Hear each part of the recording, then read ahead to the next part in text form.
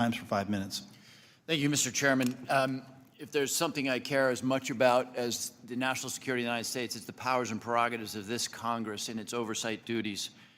So I want to spend a minute or so on yesterday's testimony in front of the Senate and direct these questions in particular to Director Patel and Director Gabbard. Yesterday, Senator Heinrich asked, did this conversation, referring to the signal chat, include information on weapons, packages, targets, or timing? Director Patel, you said not that I'm aware of. Director Gabbard, you said same answer. This morning we learned that the signal chat included the following update, forward-looking update from the Secretary of Defense. Time now, 11:44 Eastern Time. Weather is favorable. Just confirmed with CENTCOM. We are go for mission launch. 12:15 Eastern Time. F-18 launch. First strike package. 13:45 trigger-based F-18. First strike window starts. Target terrorist is at his known location, so should be on time. Also, strike drones launch. MQ-9s. 14:10. More F-18s launch. Second strike package. Do either of the directors want to reflect on their testimony yesterday in the context of what I just read? Sure. One, I was not on that signal chat. Two, I have not reviewed it. And three, as you just indicated, that was made public this morning.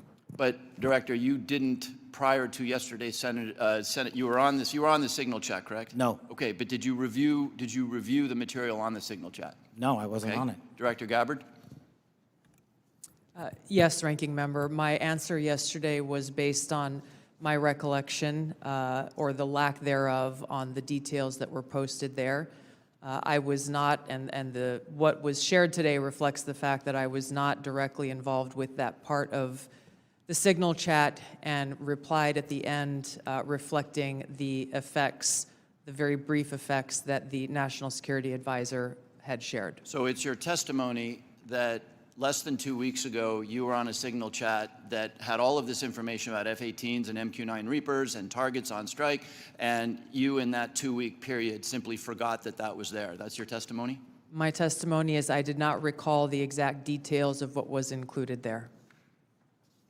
That was not your testimony. Your testimony was that you were not aware of anything related to weapons packages, targets, and timing. As the testimony yesterday continued on, there were further questions related to that, where I acknowledged that there was conversation about weapons, and I don't remember the exact wording that I used, but I did not recall the specific details that were included. Director Gabbard, you've reasserted that there was no classified information. I think we can all agree that that information shouldn't have been out there. But let me ask you this. Are you familiar with the ODNI's classification guidance? I'm familiar with it. I've actually got a copy right here. If I read you a part of that guidance, I wonder if you could tell me what the level of classification indicated is. I'm reading from your classification guidance. And the criteria is information providing indication or advance warning that the U.S. or its allies are preparing an attack. Do you recall what your own guidance would suggest that be classified? I don't have the specifics in front of me, but it would point to what was shared would fall under the DoD's classification system and the Secretary of Defense's authority. So let me help you, because there's a very clear answer. And what is not. I guess you don't have it, but information providing, this is the ODNI guidance, information providing indication or advance warning that the U.S. or its allies are preparing an attack should be classified as top secret. Do you disagree with that? I don't disagree with that. I just point out that the DoD classification guidance is separate from the ODNI's classification guidance. Do you think it would be materially different? Ultimately, the Secretary of Defense holds the authority to classify or declassify. Do you think it's likely that DoD guidance is materially different from what I just read? I haven't reviewed the DoD guidance, so I can't comment.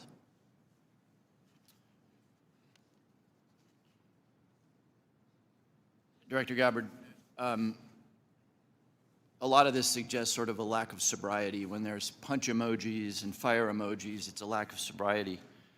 I don't mean that literally. But I have one last question for you, because I think people really listen to what you have to say.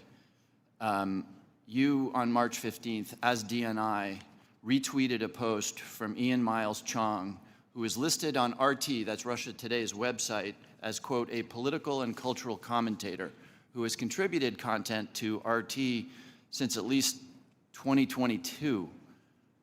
Director Gabbard, do you think that it's responsible for you as head of the intelligence community and the principal presidential intelligence advisor to retweet posts from individuals affiliated with Russian state media? That retweet came from my personal account, and I would have to go back to look at the substance of the tweet.